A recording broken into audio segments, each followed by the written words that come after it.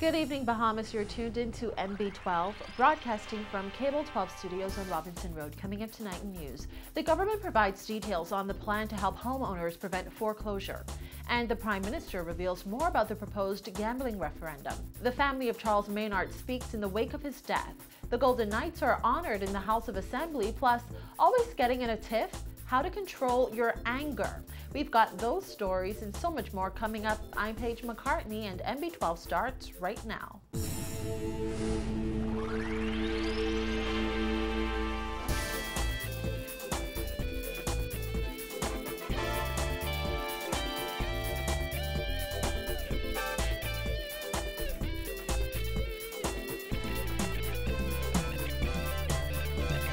Welcome once again to MB12. Government today revealing details of its mortgage relief plan set to be rolled out by the first week of September and impact hundreds of homeowners who are in jeopardy of losing their homes. Christina McNeil has more on who can benefit and how. Here's her report.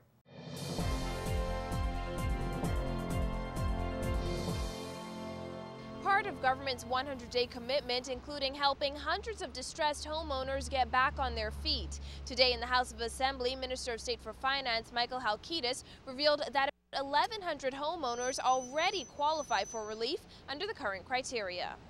The plan will be limited by a 6-month deadline for application through financial institutions, but Halkitis says there are requirements homeowners must meet. Owner-occupied primary residence properties only, including owner-occupied duplexes, no vacant lots or revenue-generating/investment properties, etc. Mortgage originated prior to January 1st, 2009. Outstanding mortgage principal amount not to exceed $500,000. Acceptable credit history prior to June 30th, 2008. Loans that are delinquent due to documented financial hardship caused by involuntary unemployment, underemployment, or chronic illness. Mortgages must have sufficient, sustainable, documented, and verifiable income to support the restructured payments. Lenders must have a valid first and possibly second mortgage, and the property is clear of other mortgages, liens, or encumbrances. Borrowers will have to sign a forbearance agreement and possibly new loan contracts outlining the extent of their obligation and results of any breach. The mortgage loan will essentially be rewritten into 2 loans, a serviceable loan and a deferred loan, both taking into account the borrower's reduced income. And that's where the government would step in to provide relief, providing an amount equal to 1/3 of the difference between the actual balance and what the client can service, up to $7,500. The lender would rewrite the remaining difference, a minimum of 2/3 of the gap, on a separate loan at 0% for up to 3 years. The debt would continue to be secured by the same real estate security. However, there will be no principal payment requirement for a minimum of 3 years.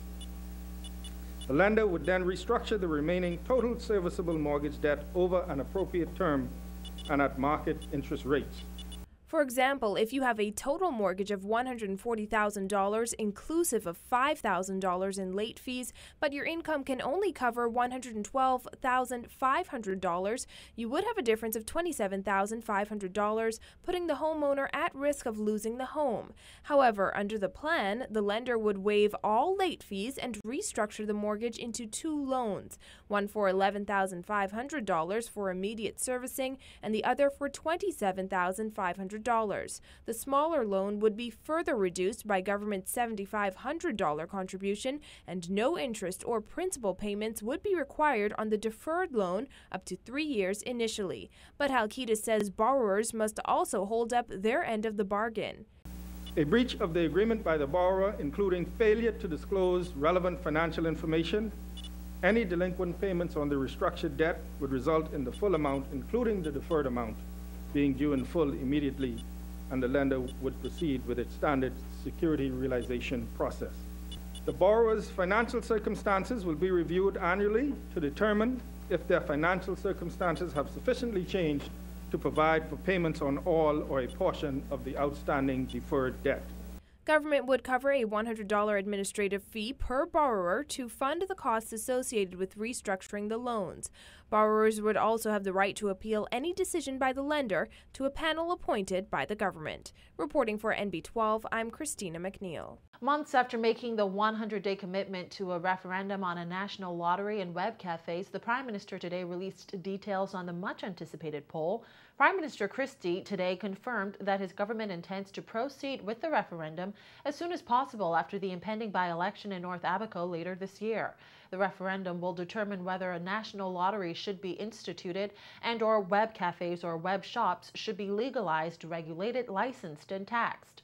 Christie maintained that his government will remain neutral on all referendum issues. We will not campaign for, nor will we encourage the adoption of either a yes position or a no position on any of the referendum issues. If I may be permitted to borrow an expression that is well known to the gaming industry, we do not have a horse in this race. However, my government will actively encourage the widest possible public discussion of the referendum issues. Christie explained that the referendum process will be similar to the general election process. The questions will be concisely framed and voters will mark an X in either the yes or no box to indicate their preference on the matters. A period of at least 30 days will lapse between the calling of the referendum and the actual voting day. Christie explains who will be eligible to vote. The same persons who were eligible to vote in the last general election, whether they did so or not, will be eligible to vote in the referendum as well.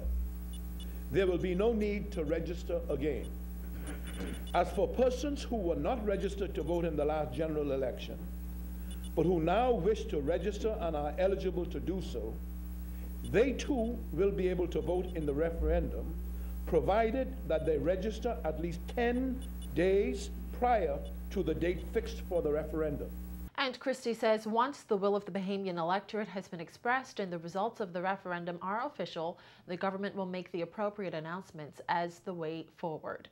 The results of an autopsy have revealed that Free National Movement Chairman Charles Maynard died of a massive heart attack. Maynard collapsed and died early Monday morning during a campaigning trip in Abaco. The news came as a shock to Maynard's wife and parents, who say he seemed tired but showed no signs of illness. Vanique Toot sat down with the members of the Maynard family today and filed this report. Just before 2 Monday morning, Andrew Dud Maynard got the telephone call that every parent dreads. He was informed that his youngest child, Charles Maynard, had died suddenly in North Abaco. He broke down as he recalled seeing his son's body for the first time in a clinic in Marsh Harbor. I put my hands around Child's face. I was tempted to say, "Child, arise," like the Lord said, but Lazarus, come forth. But instead, I started to talk to God. And it was then, spontaneously, I made a covenant with God. According to a statement released by the Free National Movement, the 42-year-old father of 3 was riding with F&M Secretary General Michael Folks at around 12:30 Monday morning when he asked him to pull the vehicle over.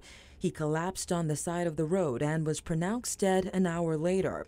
Maynard's father had the heartbreaking task of traveling to Abaco to collect his body.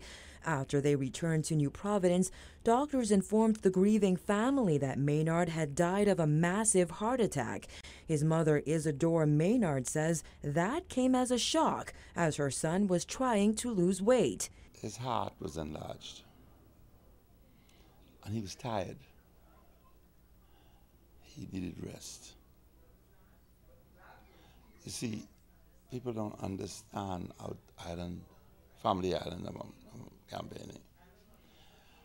But Family Island campaigning is tough on a fella if he doesn't know how to manage it. As far as I'm concerned, I thought he was well. I know he was into physical fitness. He had gained a lot of weight over the years, and he was making a concerted effort to lose it. Maynard's wife of 4 years, Zelina, says they never knew her husband had an enlarged heart. However, she says the pressures of campaigning did begin to take a toll on him. In fact, just minutes before he died, Maynard promised to take his family on vacation after the North Abaco by-election. Zelina says she heard her husband ask folks to pull on the side of the road. Yeah, I spoke to him. I called him because we have a policy within our marriage that we'll never go to bed without saying goodnight. And I called him just to say goodnight. And he told me what his plans was after he would have already finished the campaign and that he would be home soon. And he asked me about the kids, if I had them ready for school. We had a good laugh. And then he said, pull over. He told the person who was driving to pull over he needed to use the bathroom. And he said, honey, I'll call you right back. But I never got a call back. And that was it. Zelina says her husband was extremely happy when they spoke and he didn't seem tired at all. About an hour and a half later, Zelina's father-in-law called to inform her that her husband had passed. Sitting on the couch in her in-laws' living room, the young widow thought back to her last moments with Charles. She believes that in a way he knew his time on earth was coming to an end. She says he rearranged the furniture in their home before traveling to Abaco on Sunday. And during their last telephone call, he admonished her to drink lots of water and to focus on her needs instead of her wants. As the Maynard family makes funeral arrangements, Zelina says one of her biggest concerns is their youngest daughter, 5-year-old Charnay. She says Charnay, who is about to enter the 1st grade, doesn't understand that her father is gone. So he told her that he will be back on Tuesday. So earlier this afternoon, she saw me out there and she said, Mommy, why are you crying? You have to be strong. And I told her that I'm sad. She said, well, I'm not crying because today is Tuesday and my daddy said he'll be back today. So she doesn't understand. She's waiting on her daddy to come back this afternoon like he said he would. Zelina says Charles wasn't just her husband, he was her best friend. She says while he was sometimes criticized, she wants Bahamians to understand that he dedicated his life to uplifting his fellow countrymen, particularly during his time as the Member of Parliament for Golden Isles and Minister of Youth, Sports and Culture. A date has not yet been set for Maynard's funeral. However, his mother says she hopes he will be laid to rest sometime next week. Reporting for NB12, I'm Vonik Toot. Well, there were serious altercations at the Willie Mae Pratt Center for Girls earlier this week, so serious that police intervention was required on 2 occasions over 2 days, according to Minister of Social Services Melanie Griffin. She said the disturbances by girls at the center occurred on Monday and Tuesday, though today is the first time any of the incidents are being reported. I was made aware of the matter around 10:30 p.m. on Monday evening and immediately proceeded to the center along with senior staff of the ministry and the Department of Social Services, where officers from the Elizabeth Estates Police Station were already on the site. Action was taken in consultation with the staff and the police to defuse the situation. There were 29 residents at the center between the ages of 13 and 17 years. Unfortunately, Mr. Speaker, a further disturbance occurred around 2 a.m. on Tuesday. Hence, the assistance of the police was yet again requested and order was restored.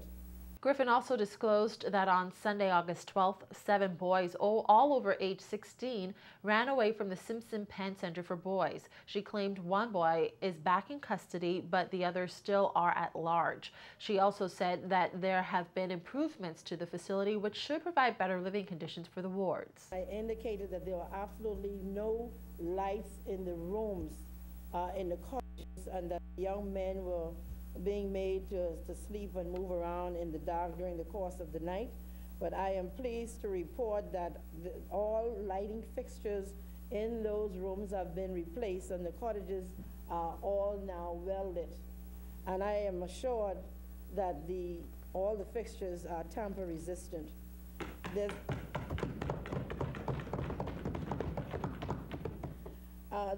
There's also been the replacement of water closets in the bathrooms of the cottages in order to make the bathroom facilities in the cottage in the rooms in the cottages functional. We also had a massive clearing of overgrown bushes to provide for better security. We'll stay with us. Coming up after the break, parliamentarians congratulate the Golden Knights in the House of Assembly today. We've got that story and so much more when NB12 returns.